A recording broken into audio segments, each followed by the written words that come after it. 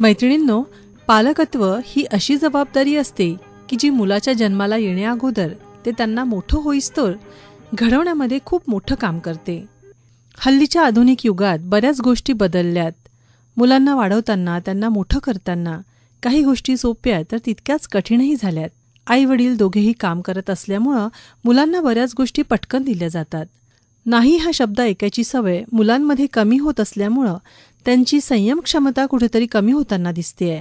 तर आज याच छानशा विषयाबद्दल म्हणजेच मुलांमधील संयम क्षमता याविषयी आपण आपल्या सुजाण पालकत्व या मालिकेमध्ये अधिक माहिती जाणून घेणार आहोत. आणि त्यासाठीच आपल्या आकाशवाणीच्या स्टुडिओत आमंत्रित केलंय डॉक्टर जयश्री शिवलकर यांना. तर नमस्कार डॉक्टर जयश्री शिवलकर. नमस्कार. जयश्री ताई, हल्ली आपण बघतोय की मुलांना सगळ्याच गोष्टी वेळेअगोदर मिळत असतात. त्यामुळे एखाद्या गोष्टीसाठी थांबणं हे त्यांना माहीतच नसतं आणि त्यामुळेच काय होतं की मुलांमधील संयम क्षमता जी आहे ही कुठेतरी कमी होत चालली आहे असं आपल्याला वाटतं. बऱ्याच पालकांना संयम क्षमता म्हणजे काय किंवा हे आपल्या मुलाच्या विकासातलं एक महत्वाचं कौशल्य आहे कदाचित याची पण कल्पना नसते. त्याच्यामुळे या विषयावर जागरूकता करणं खूप गरजेचं आहे, कारण आपल्या व्यक्तिमत्वाचा तो एक महत्वाचा भाग आहे. बरोबर. एक आपण ज्याला म्हणतो की कौशल्य आहे माझं स्वतःचं, आणि इंग्लिशमध्ये आपण थोडंफार ह्याला पेशन्स असं म्हणू शकतो. परंतु एक्झॅक्टली संयम क्षमता म्हणजे जेव्हा आपण कोणतंही कार्य करत असतो ते कार्य पूर्ण करण्याची जी चिकाटी आहे किंवा एखादी गोष्ट आपल्याला हवी असेल तर ती कदाचित आज मिळेल, कदाचित उद्या मिळेल, कदाचित वर्षभराने मिळेल. ती क्षमता आपल्यामध्ये असणं की ते मी इमॅजिन करू शकते आणि त्याच्यासाठी मी थांबू शकते, ही गोष्ट म्हणजे संयम क्षमता. तर संयम क्षमतेमध्ये व्यक्तिमत्व विकासाचं काही महत्व असतं का? तर हा एक खूप महत्वाचा भाग असतो की व्यक्तिमत्व विकास म्हटलं की पालकांना असं वाटतं की मुलं जेव्हा कॉलेजमध्ये जाऊ तेव्हा त्याला एखादा पर्सनॅलिटी डेव्हलपमेंटचा कॅम्प लावून देऊ, परंतु व्यक्तिमत्व विकास हा आपला जन्मापासून होत असतो. बरोबर. आणि आपलं जे मेंदू आहे किंवा आपला जे ब्रेन ज्याला आपण म्हणू किंवा आपली जी पर्सनॅलिटी आहे याची पुष्कळशी जडणघडण पहिल्या 5-6 वर्षात होऊन गेलेली असते. आणि त्याच्यामुळे व्यक्तिमत्व विकास जर आपल्याला करायचा आहे तर त्याची सुरुवात लहानपणापासून केली पाहिजे, हे पालकांनी लक्षात ठेवणं गरजेचं आहे. बरोबर. मग आपल्या व्यक्तिमत्व विकास म्हणजे काय असतं, तर त्यातलं एक जसं आपल्याला माहितीये बुद्धिमत्ता ही आपल्या व्यक्तिमत्वाचा एक भाग आहे. पालकांना कळतंच शाळेत मुलांचा काय प्रोग्रेस आहे त्याच्यावरनं. त्या व्यतिरिक्त काय असतं तर आपला भावनिक विकास होत असतो, आपला सामाजिक विकास होत असतो आणि त्यासोबतच आपले स्वतःचे काही वैशिष्ट्य असतात. एखादा मुलगा रागीट असतो, एखादा मुलगा प्रेमळ असतो, एखादा मुलगा प्राण्याला कधीच त्रास देणार नाही, एखादा मुलगा प्राण्याला मुद्दामून त्रास देईल. ह्या सगळ्या ज्या गोष्टी असतात हे घटक मिळून आपलं व्यक्तिमत्व बनत असतं. जसं एखाद्या घरी 2 मुलं असतील, एखाद्या मुलाला रागवलं तरी काहीच फरक पडत नाही आणि एखाद्या मुलाला रागवलं की तो दिवसभर नाराज असतो. हा जो फरक आहे हा आपल्या व्यक्तिमत्वातला फरक आहे आणि हे डेव्हलप होत असतं. आपण काही याचं ठराविक व्यक्तिमत्वच घेऊन आलोय आणि असंच राहू असं नाही. आणि त्यातलाच एक भाग आहे संयम क्षमता. बरोबर. मग हा असा जन्मजातच असतो का? हो, काही प्रमाणात जन्मजात असतो, परंतु मी जसं सांगितलं की आपल्या व्यक्तिमत्व विकासाचे जे वैशिष्ट्य आहेत ते वातावरणामुळे कमी अधिक होत असतात. बरोबर. जसं पालकांचं वागणं असतं, जसं शाळातलं वातावरण असतं, शिक्षकांचं वागणं असतं, समाजातल्या लोकांचा आपल्या प्रती जो प्रतिसाद असतो, अशा अनेक फॅक्टर्सनी आपलं व्यक्तिमत्व घडत असतं. बरोबर. तर संयम क्षमता ही देखील काही प्रमाणात जन्मता आहे. जसं काही मुलांना तुम्ही खेळणे द्या किंवा काही एखादा पझल द्या तर तो करणार आणि त्याच वयाचा दुसरा मुलगा ते बघणार, फेकणार, चाललं जाणार, जेव्हा की त्या मुलाला पण ते करता येतं. म्हणजे हा जो फरक आपल्याला दिसतो हा संयम क्षमतेमुळे दिसतो. बरोबर. आणि मला हे कार्य करायचं आहे ही भावना मनात येणं, त्यासाठी चिकाटी दाखवणं आणि ते कार्य पूर्ण करण्याचा आनंद मिळवणं, ह्याला आपण संयम क्षमता असं म्हणतो. अच्छा. दोन्ही गोष्टीत आहे. एक म्हणजे जसं मी सांगितलं की मुलगा स्वतः काहीतरी कार्य करतोय आणि त्याला कळतं की मी हे कार्य केल्यावर असं असं होणार. आणि दुसरी गोष्ट जेव्हा आपण काहीतरी आपली इच्छा आहे की बा मला हॉटेलमध्ये जायचं आहे, मग आज आत्ताच जायचं आहे की सॅटर्डेला बाबांना वेळ असतो तेव्हा जाऊ, इट इज ओके. बरोबर. हा जो विचार करण्याची क्षमता आहे हा संयम क्षमतेचा एक भाग आहे. जसं मी तुम्हाला उदाहरण देते की जे खूप कॉमन आहे. 11वी-12वीचे जे विद्यार्थी असतात, साधारण किशोरवयीन त्यांचं वय असतं, थोडी चंचलता नैसर्गिकरित्या त्या वयामध्ये वाढलेली असते. आता 11वी-12वीला जेव्हा कॉम्पिटिटिव्ह एक्झाम आपण देत असतो, 2-2.5 वर्षाचा अभ्यास करून मला जिथे इच्छा आहे तिथे ऍडमिशन मिळेल याच्यासाठी त्यांना 2-2.5 वर्ष थांबायचं आहे. बरोबर. अनेक गोष्टींवर स्वतःवर कंट्रोल करायचा आहे. मोबाईल असेल, बाहेर जाणं असेल, मित्रमैत्रिणी असेल. ही संयम क्षमता ज्याच्यात असेल तो अभ्यासावर लक्ष केंद्रित करेल आणि आपलं निश्चित टार्गेट अचीव्ह करेल. पण ज्याचा तो संयम नाही, मला जायचंय मित्रांसोबत, सगळ्यांचा मोबाईल आहे, मलाही हवाय, अभ्यास मी करीन जसा जमेल तसा, इथे त्याची संयम क्षमता कमी पडते. तर हा एक खूप महत्वाचा आपला व्यक्तिमत्वाचा पैलू आहे की जो आपलं उद्दिष्ट साध्य करण्यासाठी आपल्याला मदत करत असतो. खरंच. डॉक्टर, शारीरिक बौद्धिक विकास हा पालकांना माहिती असतो, पण भावनिक विकास हा बहुतेकदा माहिती नसतो. आणि तो कसा होत असतो?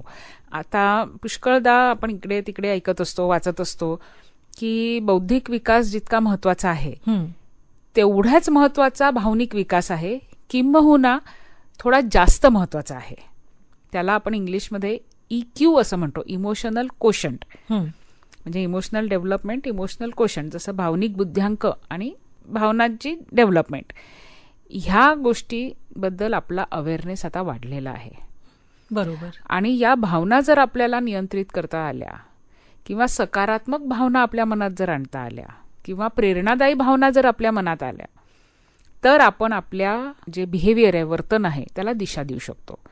खरंच. हे ऍज अ ऍडल्ट आपल्याला माहिती आहे, पण लहान मुलांमध्ये पण आपण ही भावना आणू शकतो. बरोबर. पण बरेचदा आणि ते होत नाही. आणि म्हणून मग काय होतं की मुलं चिडचिडी बनतात, रागीट बनतात किंवा खूप हट्ट करतात, इव्हन द्वेष पण करतात. खरंच. आणि हल्ली तर असं होत आहे की पॅरेंट्स माझी स्वप्न ही पूर्ण झाली नाहीत म्हणून ती मुलांवर सुद्धा लादल्या जातात. मग तिथे पण कुठेतरी भावनिक खच्चीकरण होत असतं मुलांचं. बरोबर आहे.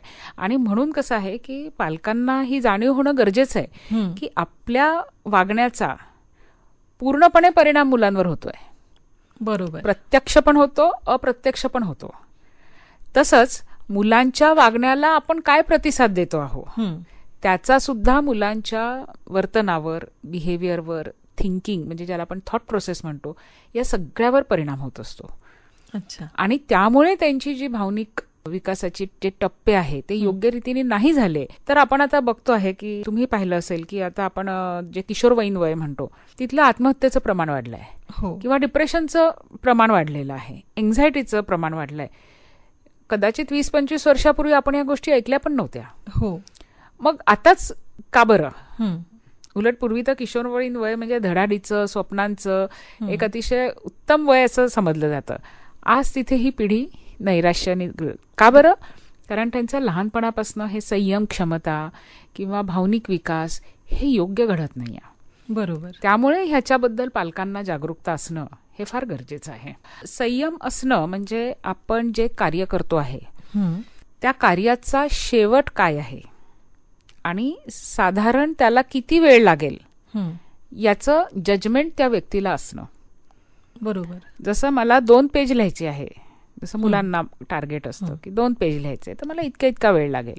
पण आज मला जर 10 पेजचं कार्य दिलेलं आहे तर मला जास्त वेळ बसायचा आहे. हा विचार जो करेल, याशिवाय माझं 10 पेजचं कार्य पूर्ण झाल्यामुळे उद्या मी शाळेमध्ये कॉन्फिडेंटली जाऊ शकेन. जर मी केलं नाही तर मला भीती वाटणार. बरोबर. की असं काही पोट दुखेल असं तो सांगायला हिला आहे ना. ही सगळी विचार प्रक्रिया जी आहे जी आपल्याला आपल्या टार्गेट पर्यंत नेते ती पूर्ण संयम क्षमतेचा भाग आहे. अच्छा. आणि ती ज्याला असते तो आपलं कार्य निश्चित करतो. जसं आपण म्हणतो की सायंटिस्ट बनायचं आहे, वैज्ञानिक बनायचं आहे. वैज्ञानिक बनण्यासाठी तुम्हाला बुद्धिमत्ता तर पाहिजेच, अजून काय पाहिजे? संयम क्षमता पाहिजे. ज्याच्यामध्ये ती संयम क्षमता आहे तोच व्यक्ती वैज्ञानिक होऊ शकतो. बरोबर आहे ना. तर आपल्या अनेक रोजच्या व्यवहारामध्ये किंवा एखाद्याला पेंटिंग करायचं आहे, आर्टिस्ट बनायचं आहे, ते पेंटिंग एका दिवसात नाही होणार आहे. आज मला विचार करायचा आहे की माझ्या पेंटिंगचा शेवट काय आहे आणि तो शेवट मला जितका सुंदर हवा असेल तितका मला जास्त वेळ लागणार आहे, तेवढे एफर्ट्स लावावे लागतात, तेवढे प्रयत्न लावावे लागणार आहे, मग ते पेंटिंग बनणार आहे. बरोबर. ज्याला हा संयम नसेल तो हे काम नाही करू शकत. खरंच. त्यामुळे अनेक ज्याला आपण म्हणतो छंद ज्याला विकसित करायचे आहे, ज्याला वैज्ञानिक रित्या आपल्याला करायचं आहे किंवा इव्हन आपल्या कॉम्पिटिटिव्ह परीक्षा द्यायच्या आहे, ह्या सगळ्या गोष्टीसाठी संयम आवश्यक आहे. बरोबर. किंवा जसं मी तुम्हाला आता सांगितलं की बिहेवियरसाठी त्यांनी मला मारलं की मी मारलंच पाहिजे. किंवा आजकाल आपण रस्त्यावर बघतो भांडाभांडी झाली आणि त्यांनी एकमेकांना मारलं. इथे आपल्या बुद्धीमध्ये संयम क्षमता नसल्यामुळे आपण परिणामाचा विचारच करत नाही की कदाचित चुकूनही लागलं असेल ना, किंवा त्याची चूक असेल तरी मी दुसरा मार्ग अवलंबू शकतो ना. हो, मला दरवेळेस शारीरिक मारापिटी करण्याची गरज नाही आहे. तर आपलं बिहेवियर असो, आपली अचिव्हमेंट असो, आपलं जे स्वप्न असो ते पूर्ण करायचं असेल, या सगळ्या गोष्टींसाठी संयम हा आवश्यक आहे. खरंच. आणि तो आईवडिलांनीच मुलांना सांगायला हवा, म्हणजे त्यांच्या पुढच्या भविष्यासाठी तो खूप कामाचा सुद्धा ठरेल, है ना. जयश्रीताई, संयम क्षमता ही जन्मजातच असते की वातावरणाचा सुद्धा त्यावर काही परिणाम होतो, आणि तो कसा होतो? हो, जन्मतः काही मुलांना असते, म्हणजे बऱ्याच जणांना असते, पण वातावरणाचा पण त्याच्यावर खूप परिणाम होतो. जसं लहानपणापासूनच मुलं ज्या ऍक्टिव्हिटीज करतात, पालक जर त्यांच्यासोबत बसले, पझल आहे, एखादं कोडं आहे, ते सोडवायला ते सोबत बसले आहे, म्हणजे त्या प्रोसेसमध्ये पालक सहभागी आहे, मुलांचा संयम वाढेल आहे. किंवा जसं मुलांनी सांगितलं की मला सायकल हवी आहे, त्या सायकल हवी आहे याच्या आधीच जर त्याच्या घरी 2 सायकली असतील तर त्याला एक तर गरजच नाही आहे, पण त्यांनी मागितली आणि दुसऱ्या दिवशी त्याला मिळाली, याच्यामध्ये पण काही संयम डेव्हलप नाही झालाय. पण जेव्हा त्याचे पालक सांगतील की हो रे बाबा, आपण 1 वर्ष आहे, आपण थोडे थोडे पैसे जमवू आणि मग आपण सायकल घेऊ, म्हणजे काय, त्या मुलांनी थांबलेलं आहे, त्यांनी विचार केलेला आहे, परिस्थितीचा विचार केलेला आहे, किंवा काही दुसरं टार्गेट दिलं असेल आहे. अशा छोट्या छोट्या गोष्टींमधनं आपली संयम क्षमता जी आहे ती डेव्हलप होत असते. तसंच मुलांमधील संयम क्षमतेमध्ये पालकांची काय भूमिका आहे? कारण आई वडील तर हे सतत मुलासोबत असतात, तर सर्वात मोठी भूमिका ही पालकांचीच असायला हवी. तर ती कशी असते? बरं, कारण मी जसं म्हटलं की हे सगळे आपले जे व्यक्तिमत्वाचे जे कॅरेक्टर्स आहेत, ज्यातला एक संयम क्षमता आहे, हे वयाच्या 7व्या-8व्या वर्षापर्यंत खूपसं विकसित होऊन गेलं असतं. आणि वयाच्या 7व्या-8व्या पर्यंत काहीही करायचं असेल तर पालकांचा सहभाग आवश्यक आहे. बरोबर. आजकाल पालकांनाही कसं झालेलं आहे, बाहेरचं खायचं, आज ही भाजी आवडत नाही का, आज आपण बाहेरची आणू, म्हणजे बाहेरचं जर खायचं असेल तर आपण शनिवारी खाऊ, रविवारी खाऊ, हा संयम पालकच दाखवत नाही. बिलकुल. मग हीच मुलं ज्या मोठी होतात, इच्छा झाली की पाहिजे. पण आत्ताच्या आत्ता जसं आपण काही खायचे पदार्थ म्हणतो 2 मिनिटात होतात. का बरं? ते चांगले आहेत कारण ते 2 मिनिटात बनतात. बिलकुल. त्याच्यामुळे प्रत्येक गोष्टीमध्ये घाई, इतकी घाई की त्याच्यामुळे मला कशासाठी थांबायचं आहे किंवा मला काही अचीव करण्यासाठी प्रयत्न करायचे आहे, हे फिलिंग जे आहे हे मुलांमध्ये घालणं, ही जी पालकांची एक जबाबदारी आहे किंवा पालकांचा त्याच्यात खूप सहभाग असणं आवश्यक आहे, याची जाणीव पालकांना झाली पाहिजे. कारण लहानपणी लाड म्हटलं किंवा एक लहान मुलगा आहे बाबा, चालतंय असं आपण म्हणतो आणि या गोष्टी सोडून देतो. आणि मग सेम गोष्टी जेव्हा किशोरवयीन मुलामध्ये होतात तेव्हा पालकांना त्या हाताळायला खूप कठीण होतं. खरंच. त्याच्यामुळे ह्याची सुरुवात जी आहे ही लहानपणापासून होणं गरजेचं आहे. बरोबर. जयश्रीताई, हल्ली आपण बघतोय की अनेक गोष्टी मुलांना अवेलेबल असतात. आताच आपण म्हटलंय की सगळं अगदी हाताहाताशी मिळतं हल्लीच्या मुलांना, आणि तोंडातून शब्द निघाला की ते लगेच तयार असतं. तर हल्ली टीव्ही, मोबाईल, इंटरनेट आणि याचा वापरही खूप वाढलाय. तर असं आपण म्हणू शकतो की त्याचं व्यसनच त्यांना लागलंय. तर याचा संस्कार क्षमतेवर काही परिणाम होतो का या सगळ्या गोष्टींचा? हो, नक्कीच होतो. आणि हा 2 प्रकारे होतो.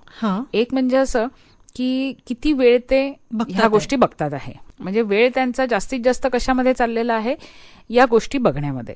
आता या गोष्टी बघण्याची त्यांची जी प्रक्रिया असते, जे मला हवं तेच मी बघणार, इथे जाहिरात आली तर मी लगेच चॅनल चेंज करणार. बरोबर आहे ना. किंवा माझ्या आवडीचं लावलं नाही तर मी उठून चालला जाणार, किंवा दुसऱ्यांनी पाहत असेल तर मी इथे रडीन. तर हा जो प्रकार आहे याच्यामुळे तर त्यांची संयम क्षमता कमी होतेच.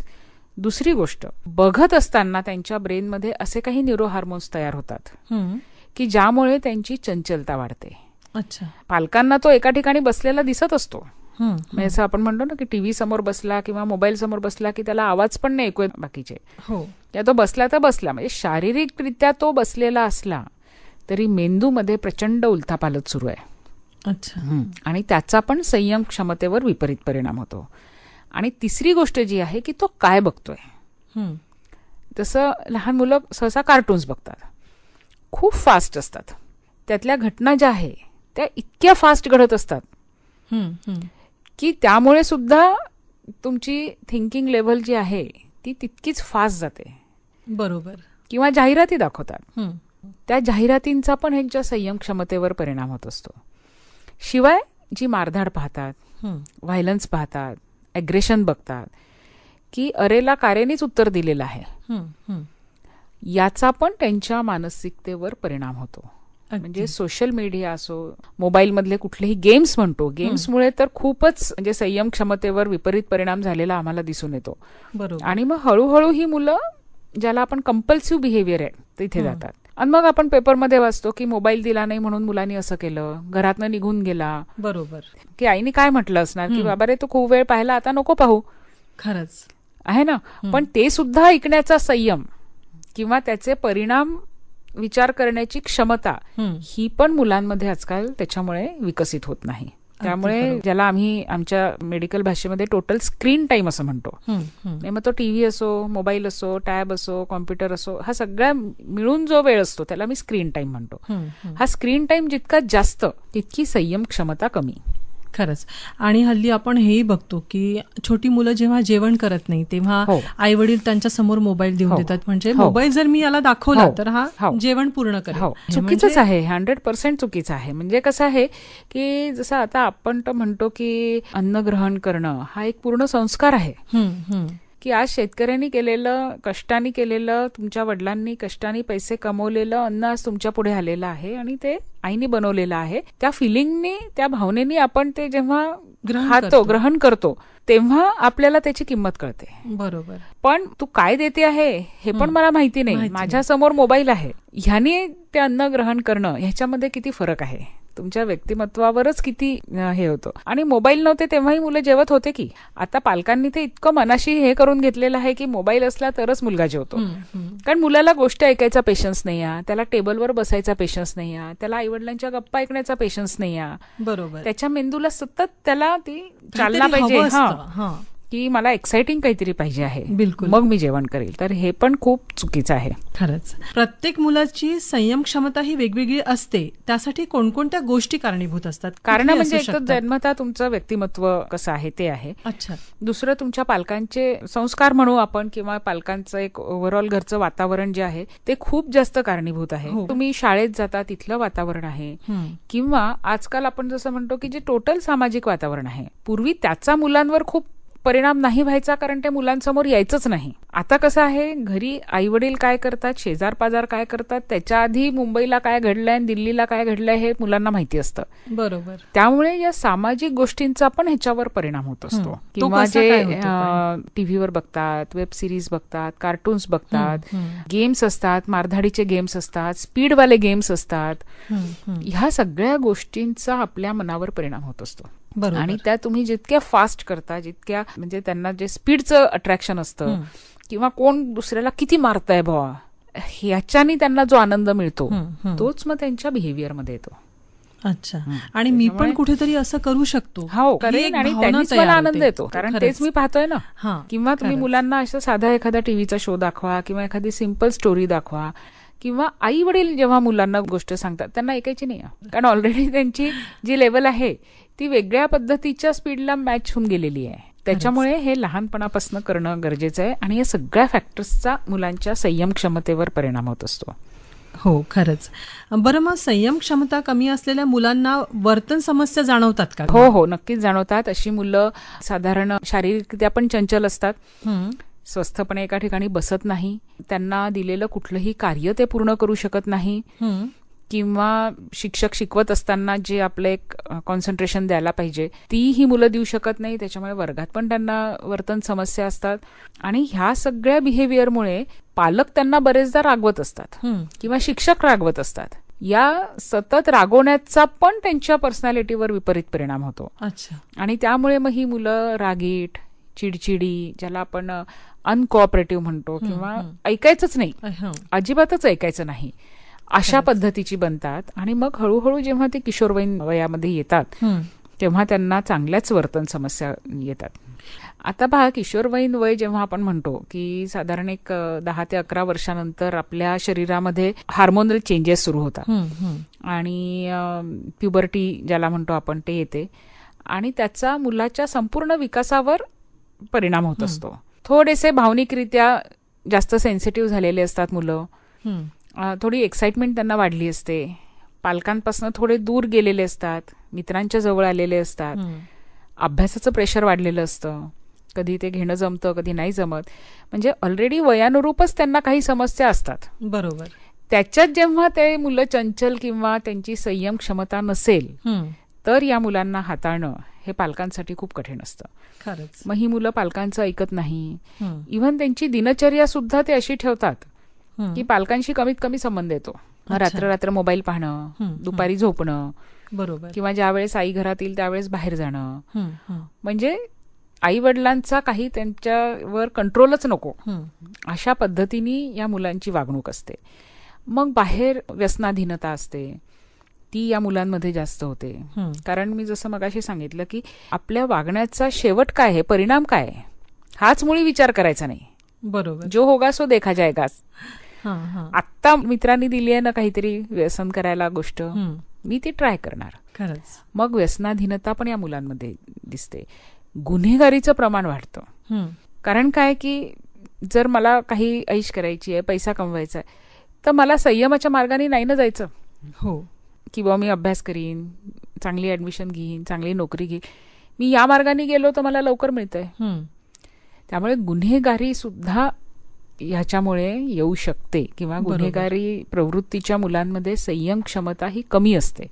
अच्छा. त्यामुळे पालकांनी ह्या गोष्टीचं लहानपणापासूनच लक्ष जर दिलं तर किशोरवयीन मुलांना ज्या समस्या येतात त्या पुष्कळ कमी होतात. बरोबर. वर्तन समस्या असणाऱ्या मुलांचा अभ्यासावर काही विपरीत परिणाम होतो का? आता आपण बोलतच आहात की आता पहा, अभ्यास म्हणजे पूर्णपणे संयमशी संबंधित आहे. की तुम्हाला शारीरिकरित्या बसायचं आहे, तुम्हाला वर्गामध्ये जसं आता लेक्चर सुरू असेल किंवा शिक्षक शिकवत असतील तर तुम्हाला ऐकायचं आहे. नुसतं ऐकायचं नाही आहे तर ते ग्रहण करायचं आहे. काही गोष्टी मला माझ्या मेंदूमध्ये रजिस्टर करायच्या आहे, मला घरी जाऊन कष्ट करायचे आहे, मला वाचायचं आहे, मला त्यातल्या नोट्स काढायच्या आहे, मला लिहायचं आहे. कदाचित मला रात्री जागावं लागू शकतं, त्याच्यासाठी मला कदाचित खेळणं कमी करावं लागू शकतं. बरोबर. मोबाईल मला कमी करावा लागू शकतो. या सगळ्या भावनांसाठी संयम आवश्यक आहे. त्यामुळे हे जर नसेल तर मुलांना अभ्यासात समस्या येणारच. अगदी. आजकाल आपण समाजात अतिचंचलता सुद्धा मुलांमध्ये बघतो आहे. तर हा काही डिसऑर्डर आहे का? हो. एक ज्याला आम्ही आमच्या मेडिकल ह्याच्यामध्ये attention deficit hyper activity disorder, अच्छा, शॉर्टमध्ये आम्ही त्याला ADHD असं म्हणतो. याच्यामध्ये मुलांमध्ये शारीरिक चंचलता पण असते, मानसिक चंचलता पण असते, आणि ज्याला आपण म्हणतो की मनात आलं की करायचं, म्हणजे थांबणं माहीतच नसतं. इव्हन जसं आता घसरगुंडीवर जायचंय, माझा 5वा नंबर आहे तर मला थांबायचंय ना, मग ही मुलं धाडकन दुसऱ्याला बाजूला करणार, स्वतः पहिले जाणार. आणि मग त्यांनी असं 2-3दा केलं की पुढच्या वेळेस मुलं म्हणतील अरे बाबा हा आला का, ह्याला जाऊ द्या. बरोबर आहे ना. तर ही जी इम्पल्सिव्हिटी आहे ही ADHD मध्ये आपल्याला आढळून येते. आणि जवळपास एक 10% आसपास मुलांमध्ये ADHD आम्हाला आढळून येतं. थोडंफार याच बिहेवियरचं, म्हणजे एक्झॅक्टली डिसऑर्डर नाही तरी अशा प्रकारची चंचलता आपल्याला आजकाल सोशल मीडियामुळे खूप जणांमध्ये आढळून येते. आणि काही प्रमाणात नॉर्मली डिसऑर्डर नसणाऱ्या मुलांमध्ये सुद्धा अशा प्रकारचे लक्षणं आम्हाला, केवळ त्यांचा स्क्रीन टाइम जास्त आहे किंवा घरचं वातावरण बरोबर नाही आहे म्हणून सुद्धा आपल्याला आढळून येतं. बरोबर. जयश्रीताई, यावर काही औषधोपचार आहेत का, किंवा असा जर डिसऑर्डर असेल तर डॉक्टरी सल्ल्याची गरज आहे का? म्हणजे अगदी म्हणजे बालरोग तज्ञ किंवा जसं आता विकासात्मक तज्ञ पण असतात, ज्याला आपण डेव्हलपमेंटल पिडियाट्रिशियन म्हणतो, ते खास ह्या गोष्टींमध्ये ट्रेंड असतात आणि त्यांचा सल्ला घेणं हे खूपच जास्त आवश्यक आहे. आणि मग त्याच्यामध्ये काय करतात की पहिले एक पालकांचं समुपदेशन होतं, मग एक वर्तन थेरपी, बिहेवियर थेरपी ज्याला असतं, ती आपण एक त्यांच्यासोबत पालकांना ट्रेनिंग करतो, मुलाला इन्व्हॉल्व करतो त्याच्यामध्ये. काही अजून प्रकारचे टेक्निक्स आपण त्यांना सांगतो. आणि ज्यांना ऍक्च्युअली ADHD असा डिसऑर्डर आहे त्यांना आपण कधी कधी औषधोपचार सुद्धा द्यावा लागतो, कारण त्यांच्या हायपर ऍक्टिव्हिटीचा इतका त्यांच्या विकासावर परिणाम होत असतो की काही प्रमाणात मग ती आपल्याला कंट्रोल करणं गरजेचं असतं. तर ह्याच्यामध्ये आपण औषधोपचार, आहार, म्हणजे जसं आपण आहार, आचार, विचार म्हणतो ना, या तिन्हीवर काम करून कधी कधी औषधोपचार असं सगळं लागतं. बरोबर. जयश्रीताई, आताच आपण वर्तन समस्यांबद्दल बोलतो आहे, तर वर्तन समस्या असणाऱ्या मुलांसाठी शाळेतील आणि समाजातील लोकांची भूमिका ही किती महत्वाची असते? हो, जसं मुलं बघून शिकतात, त्यामुळे तुमच्या शाळेमध्ये जे बिहेवियर आहे इतरांचं, त्याच्यापासून ते बघून शिकणार किंवा समाजातल्या लोकांचं बघून शिकणार, ही एक गोष्ट. दुसरी गोष्ट, त्यांच्या समस्येला समाजातनं काय प्रतिसाद मिळतोय, बरोबर, त्याच्यावरनं पण ही मुलं शिकणार. खूप रिजेक्शन मिळालं तरी सुद्धा समस्या असते, खूप निग्लेक्ट केल्या गेलं तरी सुद्धा समस्या असते, परंतु योग्य दिशा दाखवणारं जर त्यांना आयुष्यात कोणी मिळालं तर ती मुलं चांगली करू शकतात. पण पालक, आपण नातेवाईक म्हणतो ते, किंवा शेजार, शाळा, समाज, या सगळ्याचा परिणाम ह्याच्यावर होत असतो. किंवा आपल्या समाजातले जे आदर्श आहे ते आपण कोणाचा आदर्श ठेवतो बरोबर, आणि मग त्या आदर्शाचा जर आपल्या मनावर चांगला परिणाम झाला तर आपण कदाचित त्याच्यासारखं वागण्याचा प्रयत्न करू. मग हा आदर्शच जर तुमचा वेगळाच काही असेल, जसं टीव्हीवर काही बघतात ते, तर ते कोणता आदर्श ठेवतात आहे, बरोबर, मग त्याच्याप्रमाणे ते त्यांचं वर्तन किंवा त्यांचे जे कौशल्य आहे त्याच्यामध्ये बदल करतात. तर समाजातले आदर्श, आजूबाजूचे आदर्श, आईवडिलांचं बिहेवियर, या सगळ्याचा मुलांच्या जडणघडणीवर परिणाम होत असतो. खरंच. जयश्रीताई, आता तुमचा इतक्या वर्षांचा अनुभव आहे आणि इतके पेशंट्स तुमच्या हाताखालून गेलेले असतील, तर वर्तन समस्येचे पण पेशंट तुमच्याकडे येतात का, किंवा काय सांगू शकता? म्हणजे असं, हो, कदाचित एक 10-15 वर्षापूर्वी ही समस्या पण एवढी नव्हती आणि याच्याबद्दल जागरूकता पण नव्हती. पण आता एक जे वातावरणातले बदल आहे, पालकत्वामधले बदल आहे, आहार विचारमधले जे बदल आहे, याच्यामुळे मुलांमध्ये ही संयम क्षमता कमी झाली आहे, त्यांना वर्तन समस्या येत आहे. आम्हाला त्याच्यामुळे म्हणजे पहिल्यापेक्षा जास्त या प्रकारचे पेशंट्स आमच्याकडे येत असतात. अच्छा. तर याच्यामध्ये आम्हाला सगळ्यात पहिले आम्ही पालकांचं मार्गदर्शन करतो, कारण त्याच्याशिवाय आपण पुढे जाऊच नाही शकत. त्यामुळे एक जबाबदार पालकत्व हे आपल्याला करणं आधी गरजेचं असतं. मग मुलाचं वय पाहून आम्ही मुलासाठी थेरपी प्लॅन करतो. अच्छा. त्या मुलाचं सहकार्य मिळवण्याचा प्रयत्न करतो. आणि अगदी 5-6 वर्षापासून निदान झालेला मुलगा आमच्याकडे 10वी-12वी होईस्तोवर येत असतो. अच्छा. कारण त्याच्या वयाच्या प्रत्येक टप्प्यावर त्याला वेगवेगळ्या प्रकारे आपल्याला मार्गदर्शन करण्याची गरज असते. आणि मुलं बुद्धिमान असतात, त्यामुळे ही बुद्धी त्यांना जर सकारात्मकरित्या वापरता आली तर हळूहळू त्यांना यश मिळतं. खरंच आहे. आणि मग आपण त्यांना, ज्याला आपण मेंटॉरिंग म्हणतो, तशा प्रकारचं मेंटॉरिंग जर यांना योग्य मिळालं तर ही मुलं नक्कीच चांगलं करू शकतात. पण ज्यांना नाही मिळत, अच्छा, त्यांना भरपूर समस्या देखील आम्ही पाहिल्या. मग त्या मोबाईल व्यसनाशी असो, व्यसनाधीनता असो, ॲग्रेशन असो, अँगर असो, व्हायलन्स असो, या सगळ्या समस्या आम्ही बघितलेल्या आहे. मग आपल्याला त्या मुलालाच किंवा त्या व्यक्तीलाच आपल्याला मार्गदर्शन करायची गरज आहे, नाहीतर पुढे त्यांना मनोसामाजिक समस्या येऊ शकतात. अच्छा. शेवटी जयश्रीताई, तुम्ही पालकांना काय सांगणार? पालकांना मी नक्कीच सांगेन आहे की तुम्ही जेवढं तुमच्या मुलाला ओळखता तेवढं दुसरं कोणीच ओळखत नाही. बरोबर. त्यामुळे तुम्हाला जर जाणवलं की ह्याची संयम क्षमता कमी आहे, किंवा ह्याचं वागणं इतरांपेक्षा मला वेगळं वाटतंय, किंवा हा आधी असा होता आता असा नाही वागत आहे, किंवा अभ्यासावर याचा परिणाम झालाय, किंवा शिक्षकांकडनं सारख्या तक्रारी येऊ लागल्या आहेत, मोबाईल ह्याचा वाढलेला आहे प्रमाण, चिडचिड करतो आहे, किंवा त्याचं दिनचर्या आणि आपली दिनचर्या बरोबर होत नाही, असे कुठलेही लक्षणं पालकांना आढळले तर त्यांनी सल्ला घेणं गरजेचं आहे. कारण 1 किंवा 2 मुलं असतात, वेळीच तुम्ही जर सल्ला घेतला नाही बरोबर. तर मग आपली वेळ निघून गेल्यानंतर काही करता येत नाही. त्याच्यामुळे आम्ही त्याला एक जबाबदार पालकत्व म्हणतो, की तुमच्या मुलाला बघा, ओळखा आणि मदत घ्यायला अजिबात घाबरू नका. बरोबर. कारण शेवटी मदत तुमच्या मुलाला होणार आहे, हो. तुम्हाला होणार आहे. त्याच्यामुळे जितकं तुम्ही त्याबद्दल जागरूकता करून घ्याल स्वतःमध्ये, जितकं तुम्ही प्रयत्न कराल, तेवढा फायदा तुमच्या मुलाला होणार आहे. खरंच खूप छान. तर डॉक्टर जयश्रीताई शिवलकर, आपण इथे आलात आणि सुजाण पालकत्व या मालिकेमध्ये मुलांमधील संयम क्षमता याविषयी खूप छान माहिती आम्हाला दिली. त्याबद्दल तुमचे खूप खूप धन्यवाद. नमस्कार. नमस्कार.